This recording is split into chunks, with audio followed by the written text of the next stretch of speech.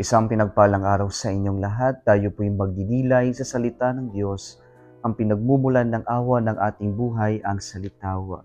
Today we are celebrating the memorial of Saint Januarius, Bishop and Martyr.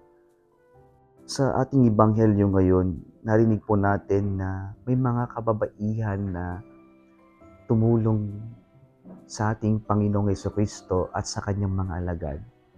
Kahapon narinig natin that Jesus got involved in a scandal, well, to the eyes of the Jews who witnessed the act of a woman washing the feet of Jesus with her tears and wiping the feet of Jesus with her hair. At sa ngayon po, si Jesus ay kasama ulit ng mga kababaihan. Kaya pagpapakita ito na sa ministry ng Panginoon, walang pinipili. Everybody is invited to participate. And so, sa ating ebanghelyo ngayon, pinapakita na sa misyon ng Panginoon, marami siyang kasama.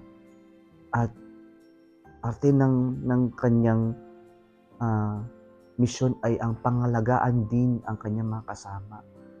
Na dito po, kailangan ng Panginoon ng suporta. At ang mga sumuporta sa kanya ay ang mga kababaihan na nabanggit sa ating ebanghelyo ngayon. Marahil mas marami pa dito ang listahan. Pero may mga binanggit lamang dito para ipaalala sa atin na sa pagmimisyon ng Panginoon, lahat ay naiimbitahan, lahat ay welcome na sumuporta. At sana ito yung ating ma-realize din na lahat tayo ay naimbitahan na magbigay din suporta sa ating Diyos, sa ating Panginoon. And then our support to the mission is actually our way of participation in the mission that Christ left us. So our support is our participation, and our participation to the mission ask us to be generous, na matutong magbigay, kasi sa pagbibigay tayo tunay na